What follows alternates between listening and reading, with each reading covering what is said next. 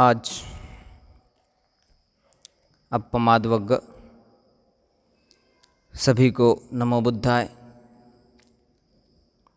अपमाद यह धम्मपद का दूसरा वग्ग है। आदमी ने जीवन भर अप्रमाद पूर्वक कैसा जीना चाहिए, यह बुद्ध का उपदेश इस अपमाद वग्ग में आपको सुनने मिलेगा। सामावती की कथा, कुंभघोषक कथा, महास्थवीर महाकाश्यप की कथा, बाल नक्षत्र की कथा, दो मित्र भिक्षुओं की कथा, ऐसे बहुत सारी कथा इस अपमाद वग्ग में आप सुनेंगे।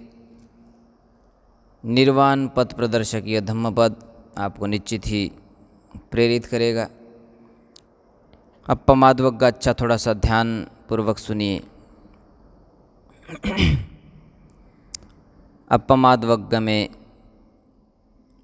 21 से 32 तक गाथाएँ हैं।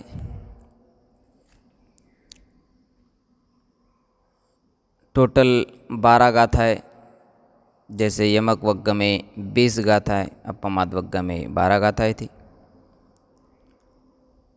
अब उसका एक एक का अट्टकथा के साथ साथ पाली गाथा का अर्थ भी देखेंगे। थोड़ा सा तन मन धन के साथ श्रवण और स्मरण भी कीजिए। सामावती मागंधीय की कथा। कौशंबी के राजा उदयन की रानी मागंधीय भगवान से वैर करके परम बुद्ध भक्ति ने सामावती नामक राजा की दूसरी रानी को उसकी 500 सहेलियों के साथ अंतपुर में आग लगवा कर जला डाली। भिक्षुओं ने भिक्षाटन के समय उसे देखकर भगवान के पास आ उनकी गति पूछी तो भगवान ने कहा, भिक्षु, उन उपासिकाओं में कुछ तो श्रोतापन्न, कुछ सकृदागामी, कुछ अनागामी थी। उनकी मृत्यु निष्फल नहीं हुई है, बल्कि जो प्रवज्जित या गृहस्थ प्रमाद के साथ विहरने वाले हैं, वे हजारों वर्ष जीते हुए भी मरे ही हैं, किंतु जो अप्रमाद के साथ विहरने वाले हैं वे मरे हुए भी जीवित होते। मागंधीय जीवित होने पर भी मरने पर भी मरी ही है, किंतु सामावती अपने सहेलियों के साथ मरी हुई भी जीवित ही है। भिक्षु, अप्रमादी बने रहो, अप्रमादी नहीं मरते। यह कहकर इन गाथाओं को कहा।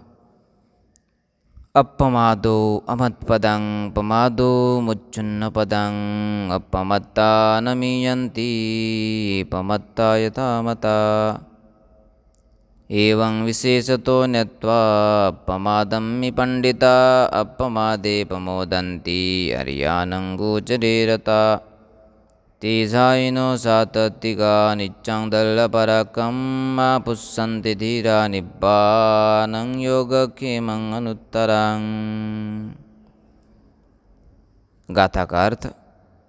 प्रमाद न करना अमृत पद का साधक है और प्रमाद करना मृत्यु पद का साधक। अप्रमादी नहीं मरते, किंतु प्रमादी तो मरे ही होते।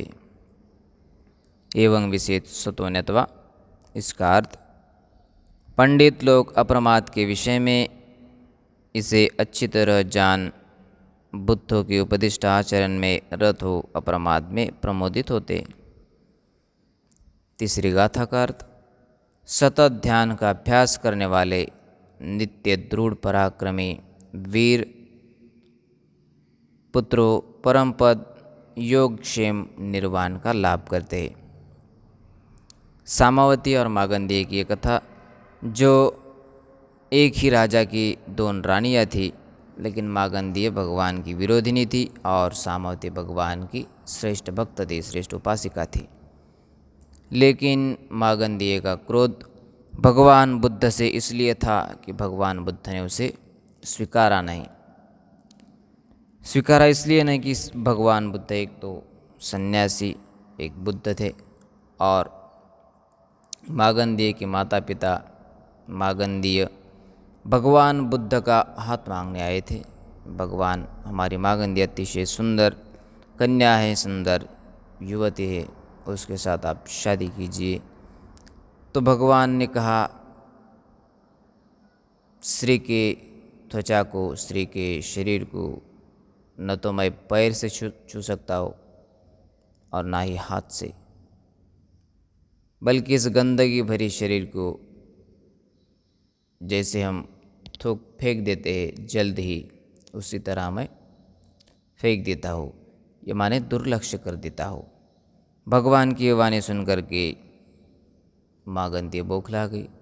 उसके माता पिता ने तो समझ लिया, वे तो श्रोतापन्न बाद में अनंत हुए, लेकिन मागंती भगवान बुद्ध से तब से क्रोधित थी और भगवान बुद्ध से बदला लेने के लिए जो सामावती बुद्ध की भक्तिनी थी उससे कॉन्स्पिरेसी करने लगी, राजा को भड़काने लगी, लेकिन अपयशी हुई। देखो, जो भगवान बुद्ध को मानने वाले, जानने वाले, उनका भलाई होता है। अकल्याण करने वाले बहुत हो, लेकिन कल्याण ही होता है। विरोधक कितने भी हो, समर्थक एक भी हो या 5 भी हो, तो भला उनका ही होता है जब हम सही रास्ते पे चलते, सन्मार्ग पर चलते। जिस तरह सामावती का विजय हुआ, सामावती अनंत हुई, उनकी सहेलियाँ भी श्रोतापन्न, सकादागामी, अनागामी और अनागामी तक पहुँची। इसी तरह हम भी कितना भी विरोध क्यों न हो, लेकिन हम पॉजिटिव रहे, बुद्ध में, बुद्ध के विचारों में विश्वास रखें, ताकि हमारा कोई कुछ बिगाड़ नहीं सकता। अगली कथा कुंभघोषक की कथा। राजगृह में कुंभघोषक नाम का एक सेठ पुत्र था। उसके माँ बाप बचपन में ही 40 करोड़ खजाने के निधान को बतलाकर अहिघातक प्लेग रोग से मर गए थे। अच्छे से थोड़ा सा ध्यानपूर्वक सुनिए, क्योंकि ये कथा अच्छी, सभी कथा तो अच्छे ही, लेकिन यदि आपको न भी समझे तो आप थोड़ा सा पीछे जा कर के प्रारंभ से सुनना चाहिए। यदि आप बीच में से ही शुरुआत करोगे तो आपको समझने में थोड़ी सी दिक्कत होगी, थोड़ा सा कष्ट होगा, इसीलिए आप फ्रॉम फर्स्ट टू लास्ट ऐसा ही देखना चाहिए। तो वह सयाना होने पर भी उस खजाने का उपभोग न करके नौकरी करता हुआ जीवन यापन करता था। जब राजा बिंबिसार को उस खजाने का पता लगा तो उन्होंने उसे अपने यहाँ मंगाया तथा सेठ पुत्र को कन्या देकर सेठ बना दिया। एक दिन राजा उसके साथ भगवान के पास आया और सब कह सुनाया।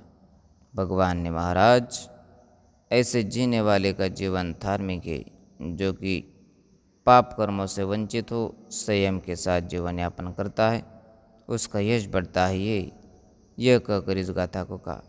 उत्थानवतो सती मतो शुचिकम्मासा निसम्मकारिणो संयतस्स च धम्मजीविनो अपमत्तस्स यशोभिवर्धति। जो उद्योगी, सचेत, शुचि कर्म वाला तथा सोचकर काम करने वाला है और संयत धर्मानुसार जीविका जीने वाला एवं अप्रमादी है, उसका यश बढ़ता है। अप्रमाद पूर्वक काम करने वाले, अप्रमाद माने जिस आदमी में आलस नहीं, लेजीनेस नहीं, उसे हम अप्रमादी व्यक्ति कहते। और जिस आदमी में आलस ठूस ठूस कर भरा हो उसे हम प्रमादी आदमी कहते। तो वह एक आदमी जिसके पास 40 करोड़ का धन था, उसके माता पिता भी उसे छोड़ चले गए प्लेग के कारण। लेकिन जब उसे लगा कि ये तो माता पिता का खजाना है, माता पिता के उपकार से मिला है, इस खजीना का मैं तब तक यूज़ नहीं करूँगा जब तक मैं मेरे पैरों पे खड़ा ना होऊंगा। मैं नौकरी करते ही मेरा जीवन यापन करूँगा।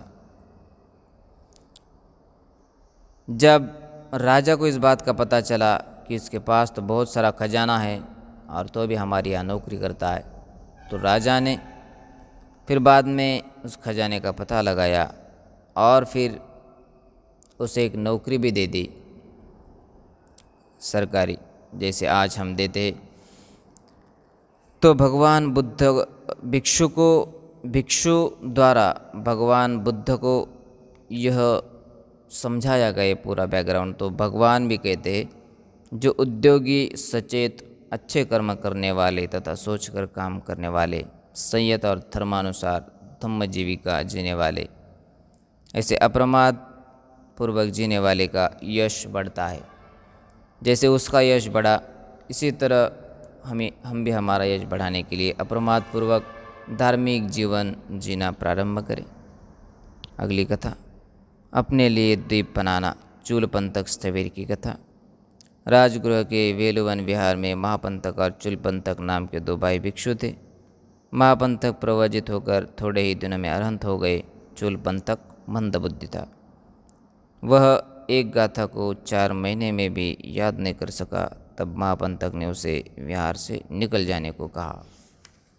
चूलपंथक दूसरे दिन प्रात विहार से निकल ही रहा था कि शास्ता ने उसे रोककर उपदेश दिया और प्रात से दोपहर तक विपश्यना करके प्रतिसंविदाओं के साथ अर्हत प्राप्त कर लिया। संध्या को भिक्षुओं ने भगवान से कहा, बनते चूलपंथक 4 महीने में एक गाथा मात्र को भी याद नहीं कर सका, वह आज थोड़े ही समय में अरहंत को पाया। तब भगवान ने कहा भिक्षुओं को, भिक्षु उद्योगी पुरुष लोकोत्तर धर्म को प्राप्त करता ही है। यह कहकर इस गाथा को कहा, उत्थानेन पमादेन संयमेन दमेन च दीपं कैराथ मेधावी यं ओगो नाभिकीरति। मेधावी पुरुष उद्योगी अप्रमाद, संयम और दम द्वारा अपने लिए ऐसा ही द्वीप बनावे जिसे बाढ़ नहीं डुबा सके। अप्रमाद पूर्वक जीना श्रेष्ठ जीना है। यह हमारे सोसाइटी के लोग ही नहीं बल्कि भगवान बुद्ध भी इसकी प्रशंसा करते। हमारे घर वाले हो, नातेगण हो या जो भी हो, नेबर्स हो, रिलेटिव्स हो, अप्रमाद की तो सभी प्रशंसा करते, साथ साथ बुद्ध भी करते हैं। चूलपंथक जो 4 महीने में एक गाथा नहीं प्राप्त कर सका, ये कंठस्थ नहीं कर सका, तो भगवान बुद्ध ने उसे कुमठ ठान दिया। रजोहरणं ये शब्द वह बोलते बोलते जो अशुद्ध एक शुद्ध वस्त्र था उसे वह उसका घर्षण करते करते पूरा कपड़ा मैला हुआ, तो उसको अनित्य बोध का साक्षात्कार हुआ और उसने साक्षात्कार प्रतिसंविदाओं के साथ अरहंत प्राप्त किया। चूलपंथक जो मंद बुद्धि था अब वह शीघ्र बुद्धि बन गया। उसका बड़ा भाई महापंथक जो पहले ही अरहंत बन चुका था।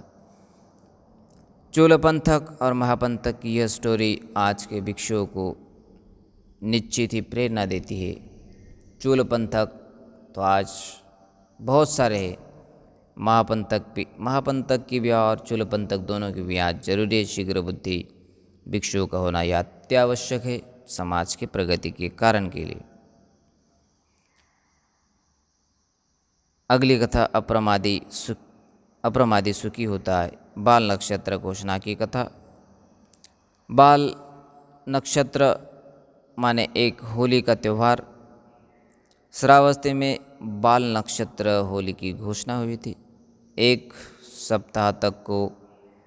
सप्ताह न तो उपासक उपासिकाएं घर से निकली और न तो भिक्षु लोग नगर में भिक्षाटन की हेतु आए। सप्ताह के व्यतीत होने पर 8वें दिन उपासकों ने भगवान के साथ भिक्षु संघ को महादान देकर कहा, बनते बड़े दुखपूर्वक हम लोगों के साथ ये दिन बीते, 7 दिन ये बीते। मूर्खों की गालियाँ सुनने वालों के कान फूटने के समान हो जाते थे।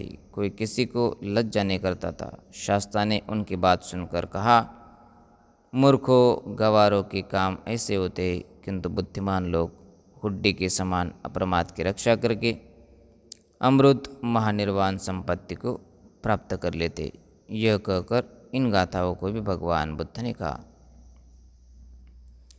पमादमनुयुञ्जन्ति बालादुम्मेधिनो जना पमादञ्च मेधावी धनं सेट्ठां वरकति।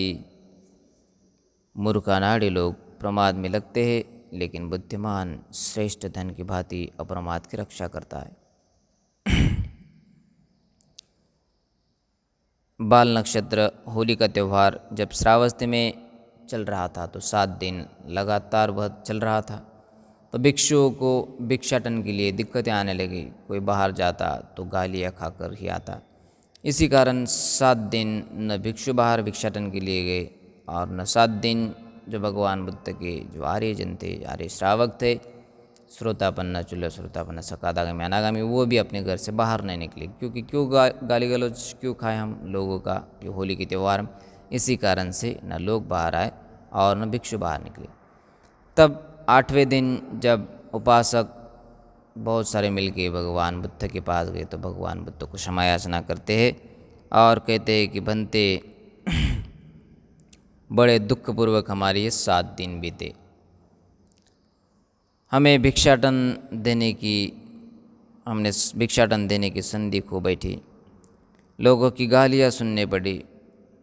और भगवान कहते मूर्खों का काम यही होता है, अप्रमाद की रक्षा करके अमृत महानिर्वाण संपत्ति को प्राप्त करना ही अपना ध्येय होना चाहिए। ऐसे भगवान ने उन्हें उपदेश किया। और फिर बाद में बहुत सारे उपासक और उपासिकाएं धम्म का उन्हें लाभ मिला, धम्म लाभ हुआ, धम्मोदय उनके मन में हुआ। अगली कथा और इसके साथ एक कथा है, माने उसकी ही यह 26वीं गाथा और 27वीं एक गाथा एक्स्ट्रा है इसमें। माँ पमादमनुयुंजेत माँ कामरति संतवं अपमत्तो ही सायंतो पप्पोति विपुलं सुख।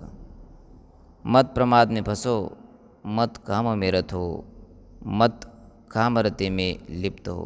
प्रमाद रहित पुरुष ध्यान करते महान सुख को प्राप्त होता है। अगली कथा महाकश्यप की कथा, अज्ञानियों को देखता है। एक समय महास्तवीर कश्यप प्रमादी और अप्रमादी लोगों को मरते, उत्पन्न होते, माने च्युति और प्रतिसंधि होते देखते हुए राजगृह की पिप्पली गुहा में बैठे थे। उस समय भगवान ने जेतवन महाविहार में विहरते हुए अभवास स्वरूप इस गाथा को कहा। पमादं अपमादेन यदानुदति पंडितो पन्यापासादमारुयं अशोको शोकिनीं पजा पबदठो वभुमठे धीरुबारे अवेक्षति। जब पंडित प्रमाद का अप्रमाद से हटा देता है, प्रमाद को अप्रमाद से हटा देता है, तब वह शोक रहित हो शोकाकुल प्रजा को प्रज्ञारूपी प्रसाद पर चढ़कर जैसे पर्वत पर खड़ा हुआ आदमी, जैसे पर्वत पर खड़ा पुरुष भूमि पर स्थित वस्तु को देखता है, वैसे धीर पुरुष अज्ञानियों को देखता है। इसीलिए हमें धम्म का और व्यवहार का थोड़ा सा ज्ञान होना चाहिए। ये भगवान का आशय है। जो महाकश्यप भगवान बुद्ध का एक ज्येष्ठ पुत्र जो 500 कुलिकों में अग्र था, महाश्रावकों में एक था, इसी तरह हमें महाकश्यप सारिपुत्र महामौगलयन का एक आदर्श लेना अत्यावश्यक है। भिक्षु के लिए तो प्रेरणा सही है। अगली कथा बुद्धिमान आगे हो जाता है। 2 मित्र भिक्षुओं की कथा। जेतवन महाविहार में 2 भिक्षु भगवान के पास प्रवजित होकर अरण्य में चले गए। उनमें एक सतत प्रयत्न करता हुआ थोड़े ही दिनों में अरहंत प्राप्त कर लिया, दूसरा अपना सारा समय आग तपाने और खा पी कर मजा मारने में, सोने में बिता दिया। जब वे वर्षावास के बाद भगवान के पास आए तब भगवान ने पूछा, क्या अप्रमाद के साथ श्रमण धर्म का पालन किया? इसे सुनकर दूसरे ने कहा, बनते इसे अप्रमाद कहा। जाने के समय से लेकर सोकर नींद के करवटे बदलते हुए समय बिताया, किंतु तू भिक्षु बनते, मैं तो प्रात लकड़ी ला आग करके प्रथम प्रहर को आग तापते हुए बैठ कर न सोते हुए बिताता था। तब भगवान ने, तुम प्रमत्त होकर समय बिताया, अप्रमत्त हो कहते हो, और जो अप्रमत्त को प्रमत्त बना रहे हो। तुम मेरे पुत्र के सम्मुख दुर्बल घोड़े के समान हो, किंतु यह तुम्हारे सम्मुख तेज घोड़े के समान है। यह कहकर भगवान ने यह गाथा कही। 2 भिक्षु थे, भगवान से कमठान लेकर ध्यान के लिए अरण्य में चले गए। एक भिक्षु तत्काल अरंत हो गया ध्यान और धम्म के बल पर, और एक भिक्षु अपने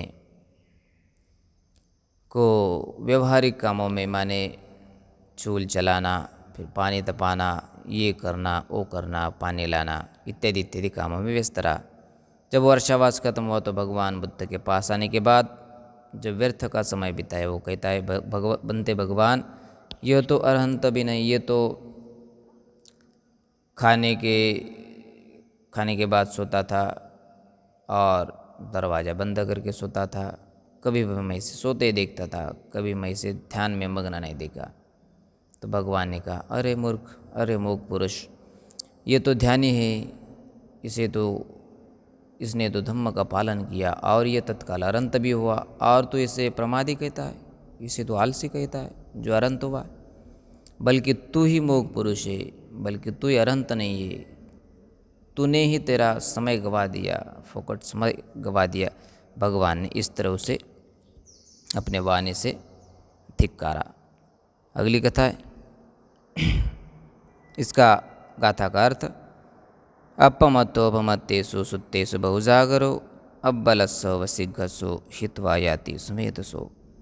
प्रमादी आलसी लोगों में, निरालसी लोग तथा अज्ञान की नींद में सोए लोगों में प्रज्ञा से जागरणशील बुद्धिमान उसी तरह आगे निकल जाता है जैसे तेज घोड़ा दुर्बल घोड़े से आगे हो जाता है। अगली कथा, महाली के प्रश्न की कथा। वैशाली का महाली लिच्छवी कुटागारशाला में भगवान के पास जाकर, बनते क्या आपने इंद्र को देखा, आदि इत्यादि अनेक प्रश्नों को पूछा। भगवान ने प्रश्नों का उत्तर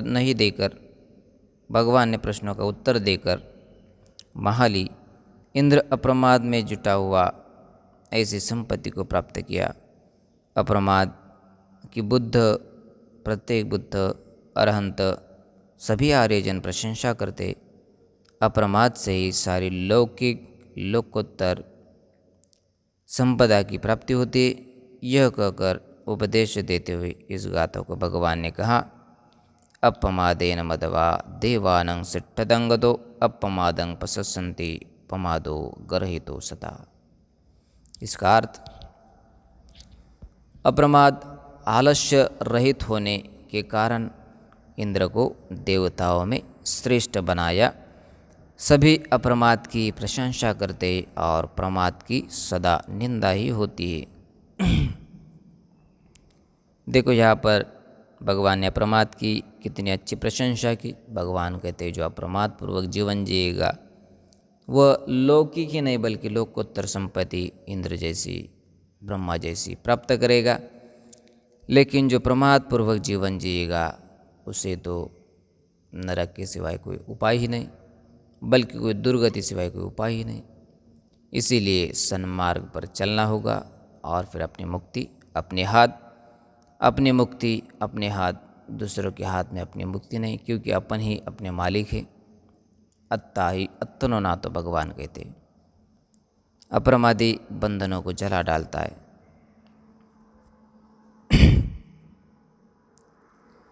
एक भिक्षु की कथा। एक भिक्षु भगवान के पास कर्मस्थान सीखकर अरण्य में चला गया। जब वो बहुत प्रयत्न करने पर भी अरहंत न पा सका, तब पुनः लौटकर भगवान के पास आने लगा। मार्ग में दावाग्नि भभक उठा। वह डर कर एक छोटे पर्वत पर चढ़ गया और आगे को देखकर सोचने लगा, जिस प्रकार यह आग छोटे बड़े सभी तृणों को जलाते जा रही है, उसी प्रकार यह आर्य मार्ग का ज्ञान छोटे मोटे सभी क्लेशों को जला देता है। भगवान ने गंधकुटी में बैठे हुए ही उसके विचारों को देख, ऐसा ही है भिक्षु, ज्ञान की आग से इन छोटे मोटे सभी क्लेशों को जला देना चाहिए, ताकि वे फिर उत्पन्न होने योग्य न रह जाए। कहते हुए उसके सम्मुख होकर उपदेश देने के समान इस गाथा को कहा। अपमादरतो भिक्खुपमादे भयदास्यवा असंयोजनं अनुथुलां डांगी वगच्छति जो भिक्षु अप्रमाद में रत है या प्रमाद से भय खाने वाला है, वह आग की भांति छोटे मोटे बंधनों को जलाते हुए जाता है। एक भगवान बुद्ध से भिक्षु कर्मस्थान ले गया और फिर बहुत प्रयत्न करने पर भी अरंत नहीं हो सका, तो एक उसे आलंबन मिला। वाइल मेडिटेशन के दौरान जब वो ध्यान कर रहा था तो दावाग्नि भभक उठी, जंगल में आग लग गई।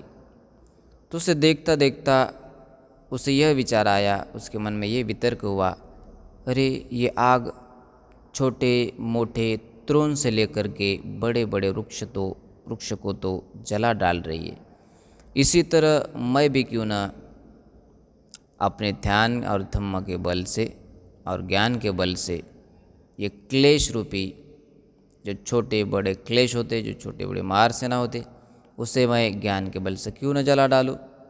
ये उसे अच्छा आलम्बन मिल गया और ज्ञान के बल पे उसने अपने सारे क्लेशों को नष्ट कर दिया, जिस तरह आग ने पूरे तृण के सहित सहित उस वृक्ष को नष्ट कर दिया। इस आलम्बन के साथ उसने मुक्तावस्था और अंतावस्था प्राप्त की। अप्रमादी का पतन नहीं होता, अप्रमादी का सदा हमेशा अप्रमादी माने जो निरालसी पुरुष होता है उसका पतन नहीं होता, उसकी अधोगति नहीं होती, उसका हमेशा विकास होता है, उसकी हमेशा उन्नति होती है। ये इनका कहना है। थोड़ा सा निगमवासी 30 स्थविर की कथा, पुस्तक थोड़ा है पुराना, कोई शब्द समझ में आने में थोड़ी कठिनाई होती है। 30 स्थविर की कथा देखिए। श्रावस्ती के निकट निगम ग्राम के 30 स्थविर प्रवजित होने के समय से सदा अपने ग्राम में भिक्षाटन करते थे। एक दिन भिक्षुओं ने भगवान से कहा कि वह भिक्षु गृहस्थों में हिल मिल कर विहरता है, अन्यत्र भोजन के लिए जाता भी नहीं। भगवान ने 30 स्थविर को बुलाकर कहा, क्या भिक्षु, यह सत्य है कि तू गृहस्थों में हिल मिल कर विहरता है? उन्होंने स्पष्ट करते हुए कहा, भंते, मुझे जहाँ कहीं भी रूखा सूखा मिल जाता है उसी से संतोष कर लेता हो, फिर भोजन के लिए नहीं घूमता, गृहस्थ में हिल मिल कर क्या विहरूँगा? तब भगवान ने साधु साधु साधु कहा, भिक्षु तेरे जैसा ही अन्य भिक्षुओं को भी होना चाहिए। ऐसे भिक्षु का मार्ग फल से कभी पतन नहीं होता, प्रस्तुत व निर्वाण के निकट पहुँचा ही होता है। यह कहकर भगवान ने यह गाथा कही। अपमादरतो भिक्खुपमादे भयदास्यवा अबभ्यो परिहानाय निब्बान से वसंति के। जो भिक्षु अप्रमाद में रत होता है या प्रमाद से भय खाने वाला होता है, उसका पतन होना असंभव नहीं, उसका उत्थान होता ही है। यह तो निर्वाण के समीप पहुँचा होता है। इसी तरह यह अप्रमाद वग्ग समाप्त हुआ। आपको यह अप्रमाद वग्ग की गाथाएँ और अट्ठकथाएँ भी निश्चित प्रेरणा के लिए साबित हो, आपको जीवन भर प्रेरणा देने के लिए अप्रमाद वग्ग जैसे पूरा धम्मपद ही आपको एक मोटिवेशन का स्रोत बने, यही मैं आशा करता हूँ।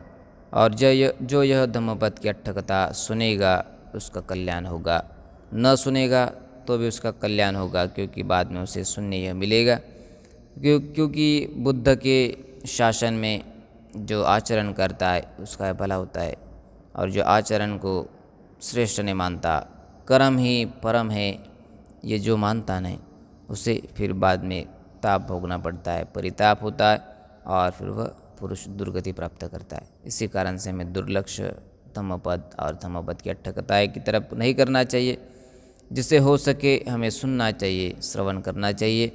श्रवण करने के द्वारा भी हम एक मुक्तावस्था, एक शुद्धावस्था और फिर ध्यान की अवस्था समापत्ति को प्राप्त कर सकते हैं। ये सभी के प्रति मेरी मंगल मैत्री, सबको यह पमाद्वग प्रेरणा साबित हो। भवतु सब मंगलं, सब्बे सत्ता सुखियो मंगलो कल्याण।